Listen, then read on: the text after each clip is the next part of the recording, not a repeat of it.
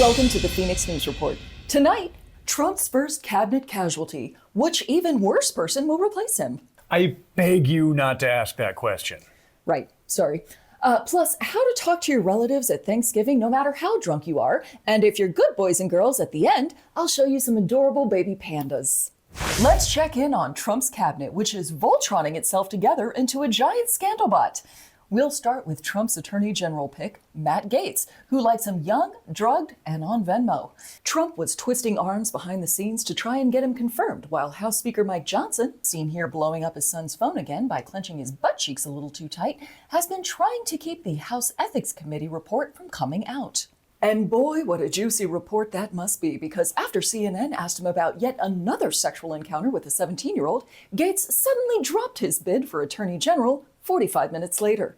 While rumors swirl about whether his decision has anything to do with that report, which is, again, juicier than a Georgia peach, we actually think that Gaetz withdrew after learning the thing he'd be fucking, the Office of the Attorney General, was older than 17. But one person who is ready to see this report and all the other ones is Marjorie Taylor Greene. Miss Bleach Blonde Bad-Built Butch Body tweeted to the Republican Party that they should release all the ethics reports on members of Congress and all the Jeffrey Epstein files. Here to comment is Marjorie Taylor Greene. Thanks for having me. You know, you actually look a lot like my co-host. Oh, is she jacked too? Her calves are very muscular, yes.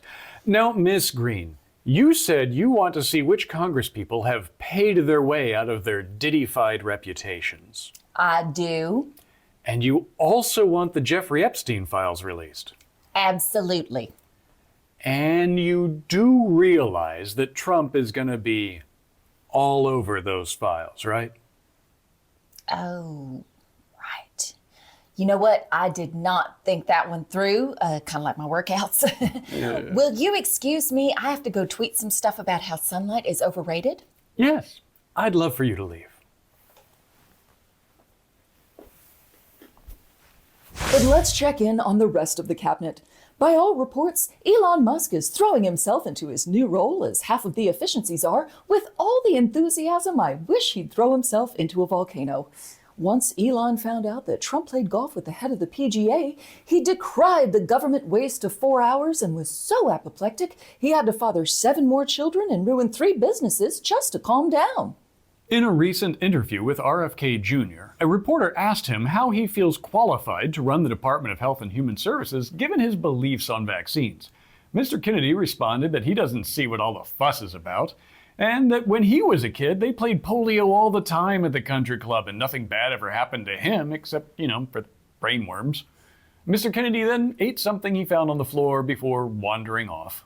Now, as we've been taking a look at this cabinet, we're noticing a common theme. We've got future Secretary of Defense Pete Hegseth, a deeply religious man who is accused of rape when he's not raw-dogging women who aren't his wives. And there's Elon Musk, who once paid a flight attendant $250,000 after he waggled his little rocket at her, and when that didn't seduce her, he just offered to pay her for sex. He paid her, but there was no sex. Presumably, Musk had to just impregnate his hand instead.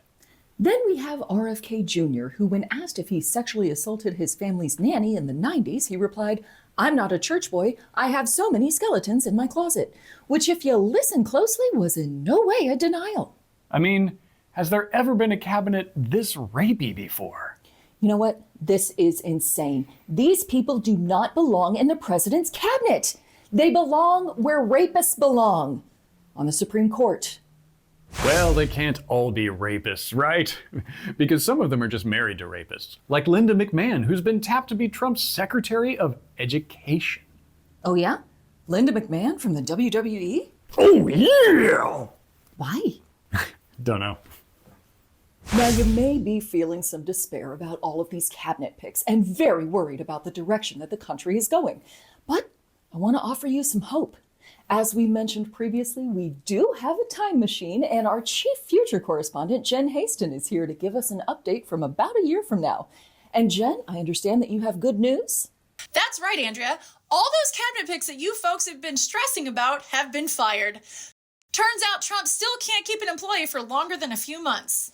Oh yeah, I forgot about that. Heck yeah! Well, that's great news. Well, it was. What do you mean? Well, after all those people got fired, he had to hire new ones. Oof. Oh boy. Are they worse? Well, Chef Boyardee is running the FDA now. Is that even a real guy? No, but that hasn't stopped him. And Jared from Subway is running the Bureau of Children's Health, while Harvey Weinstein is in charge of the Department of Women's Health. Dear God. Also, Ghislaine Maxwell is running the FAA now. Jesus Christ. I mean, Jen, is there any hope you can give us from the future? Yes, actually. Elon Musk got on Trump's nerves, so he got put in charge of NASA and is now on his way to Mars to knock up some aliens. You know what? We'll take it. Thanks, Jen. Speaking from Earth's first Amazon warehouse, the Amazon, President Biden declared that there can be no going back from America's clean energy revolution. He then wandered off into the rainforest in search of a bulldozer to run him over. The Oklahoma State Attorney General has said that the state's school children are not required to listen to the state superintendent pray at them. The superintendent has responded by working on improving Oklahoma's school system, which is ranked 49th in the nation. Well, that's good. I mean, it sounds like he definitely I'm has... just kidding. He ignored all that and went on a Bible thumping spree on cable news. And if he keeps at it, maybe Oklahoma can be 50th next year. Thanksgiving is just around the corner, and we realize that tensions may be a little high this year for unspecified reasons. Well, we're here to help you get along with even your craziest uncle in a segment we're calling Coping Mechanisms Holiday Edition. First up, when your uncle announces that Matt Gaetz was set up by all those underage girls, proudly scream back, "And I'd do it again! Deep state, deep state, deep state!" Try to read the room before you brag about crushing ED meds and chasing them with Red Bull. Some people will be horrified, others will be creepy. This tip is just for Matt Gaetz, I hope. Also, try to resist the urge to ask all the relatives watching the game to flip over to PBS for a few minutes. It's important to limit your alcohol intake to just when you're awake.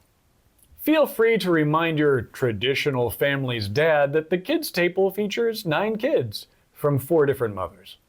Here's a fun conversation starter. Grandma, weren't you 13 when you met Grandpa? Wasn't he 30? Describe Thanksgiving as that time Americans gave handouts to illegal immigrants, and just look what happened to them. And after dinner, as a fun game, demand to see everybody's proof of citizenship. Gobble gobble, mofos. Spirit Airlines has filed for bankruptcy. Just when they were pissing everybody off with shifty fees, getting literally shot at, and flying with all the abandon of Al-Qaeda on a September morning. Who could have seen this coming?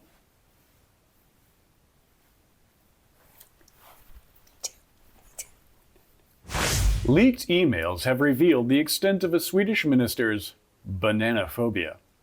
I don't get it.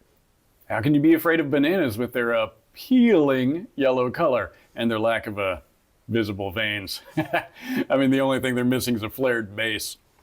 Like for holding on to it while you eat it? I guess you could say that, yeah. What?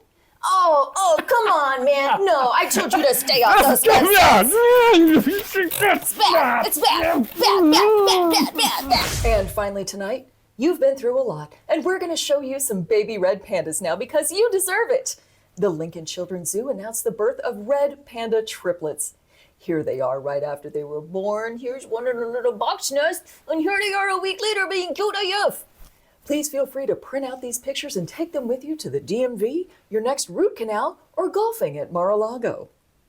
That wraps up this week's episode. If you like what we're doing here, you can always subscribe to the channel and turn the bell thingy on. But if you'd like to like us and get cat pictures, you can also subscribe to our newsletter.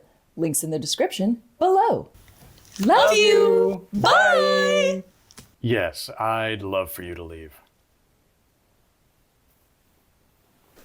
Yes, I would love for you to leave. Ka-chow! Yes, I would love for you to leave.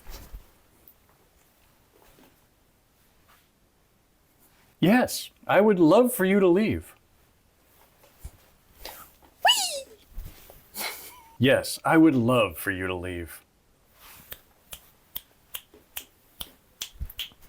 Yes, I would love for you to leave. Okay. Excuse me. Excuse me. Excuse me. House of Representatives person coming through.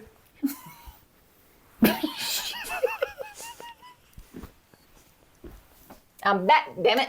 I forgot my drink. Okay, I'm leaving again.